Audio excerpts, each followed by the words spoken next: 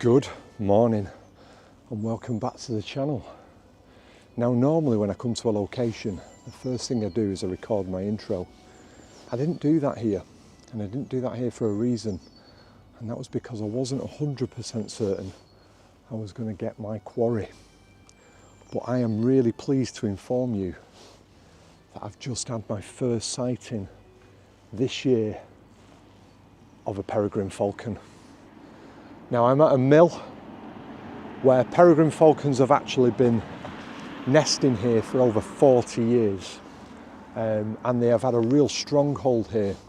And to support that nesting of the peregrine falcons, they have put in a little platform with a nest box in it.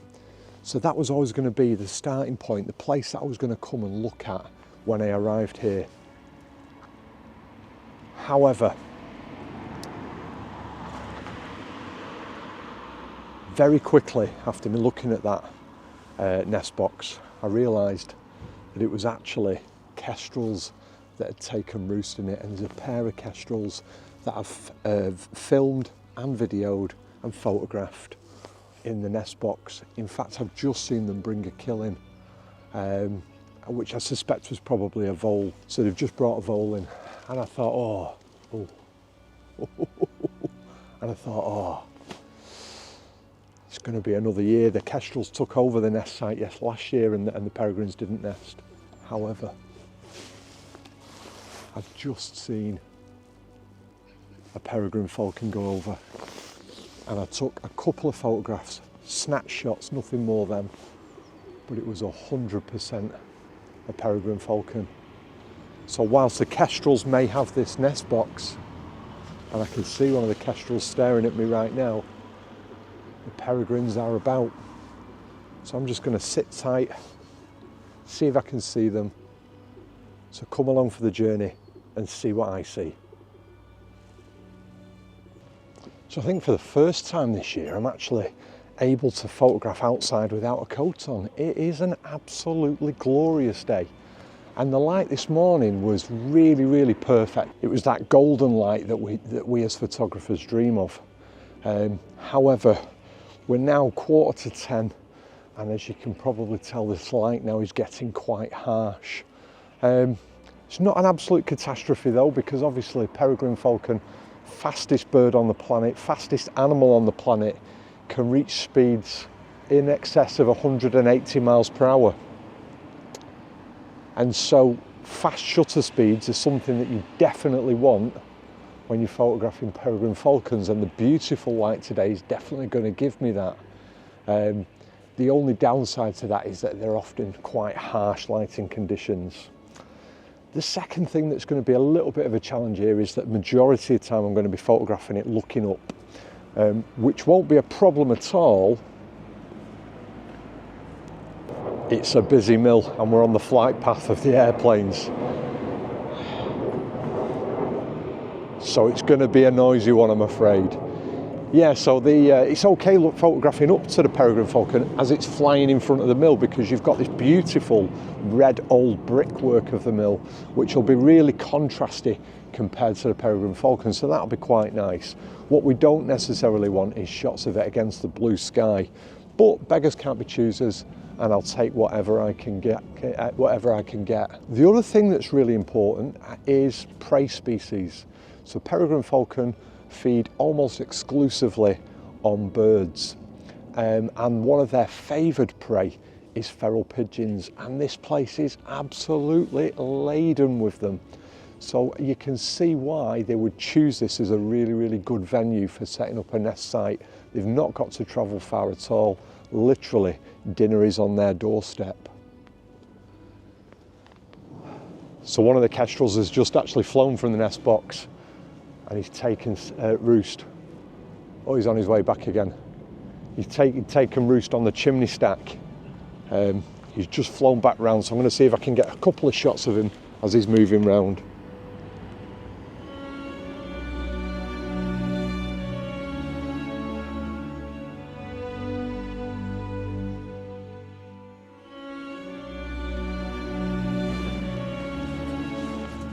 So that's really nice. The chimney stack has got retention bands around it just to hold it tight.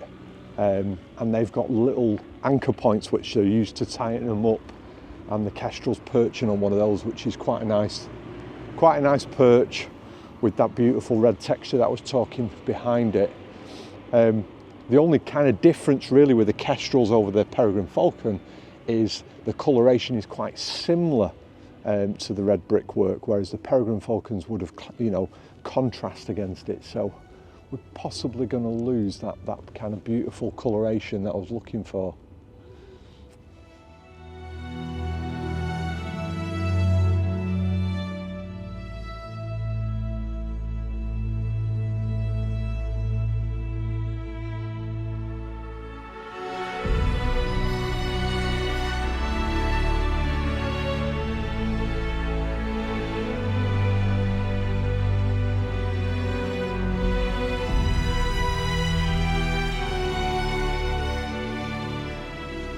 The other thing which is quite nice is that you can see that all the feral pigeons are breeding. Now, they don't have a breeding season, feral pigeons, they literally breed throughout the year. But as a result of that, that will mean that there are young squad pigeons available as the peregrine chicks, if they do actually nest here, begin to fledge. So there's plenty of prey items for them to focus on.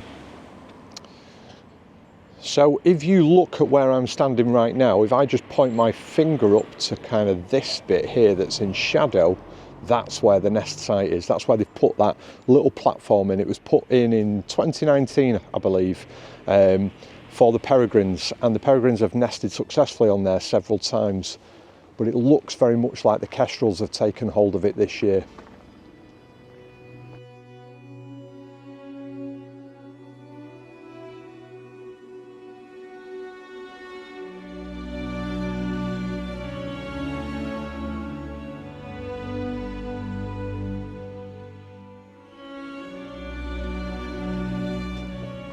After what's been a frantic start and regular sightings of the kestrel backwards and forwards, and then eventually that zipping through of the peregrine falcon, it's gone very quiet. I've got one of the kestrels just sat on the nest box ledge, just pretty much watching me. The other one has disappeared. He's no longer on the chimney stack. And there's absolutely no sign of the peregrine falcons at all. It's been about an hour since I last saw them, and nothing's really doing a lot. So I'm probably going to give it another half an hour, and hopefully we'll get a few more sightings.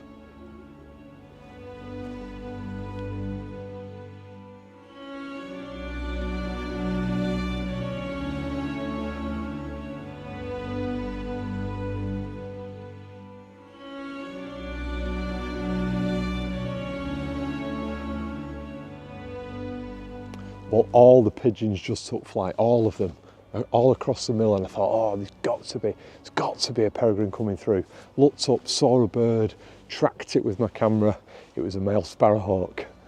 Another one to the list, and it's certainly put the fear of God in the pigeons around here. So it's obviously that they're quite used to being predated, hunted, chased, because they all literally took flight immediately.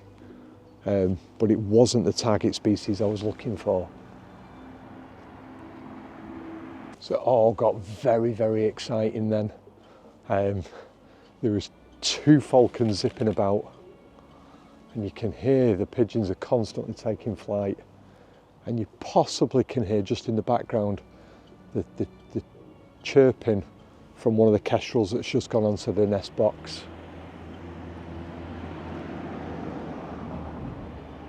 But what's very apparent is that as soon as the falcons come through, the pigeons all take flight. So they're a really good indicator species for me to just keep an eye on, because it's got so bright now. I wish I'd had my sunglasses with me.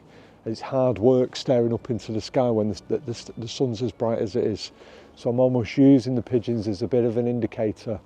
And when they become unsettled and they fly, that's the moment that I'm looking skyward, trying to pick out what's causing them to take flight. and that's worked quite well for me. I'm not 100% convinced. I've not just seen that the peregrine come through again. I was stood right at the back in the shade that was just aiding me to be able to look to the sky. But both kestrels now are on the ledge box, so I'm going to see if I can get some video footage of those.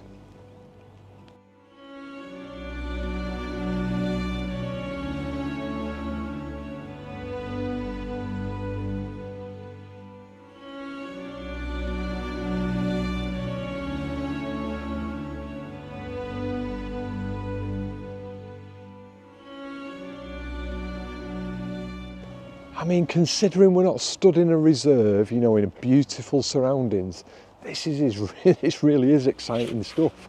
I've got birds taking flight all over. The male kestrel's gone and perched back on the chimney stack, just like he had done previously. And I think it therefore is the female that's on the ledge. And I've got a photograph of one of them coming away from the nest box, and it looks like they've got a feather in the talons. So I'm wondering whether they actually caught a bird then as opposed to a vole. I thought it was a vole that they'd taken when it flew over to the right onto the rough ground, but it was perhaps a small bird. The kestrels are again over my head. A very different profile to the peregrine. It is quite easy once you see them in the sky to distinguish between the kestrel and the peregrine. And obviously there is a distinct difference in size.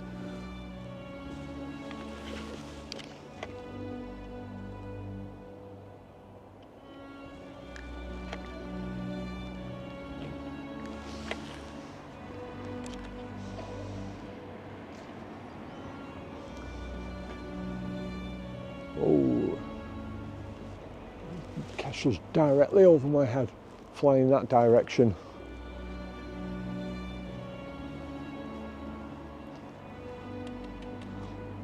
And the female's still on the ledge.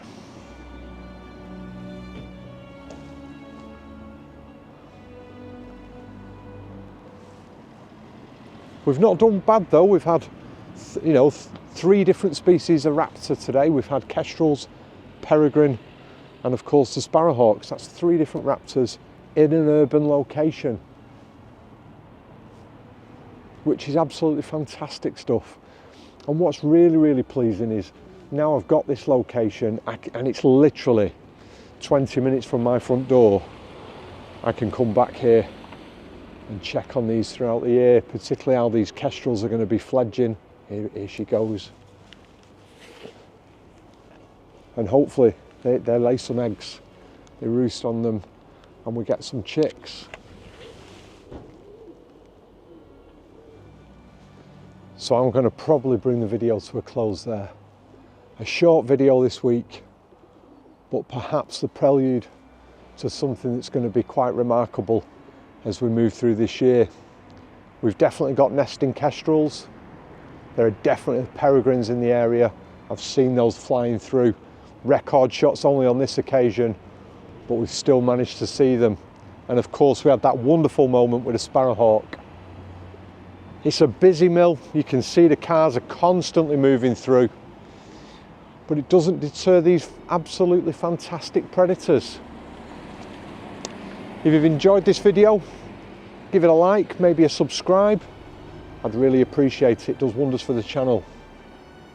If you want to show that little bit of extra support, we've got a Buy Me a Coffee webpage, link will be at the bottom.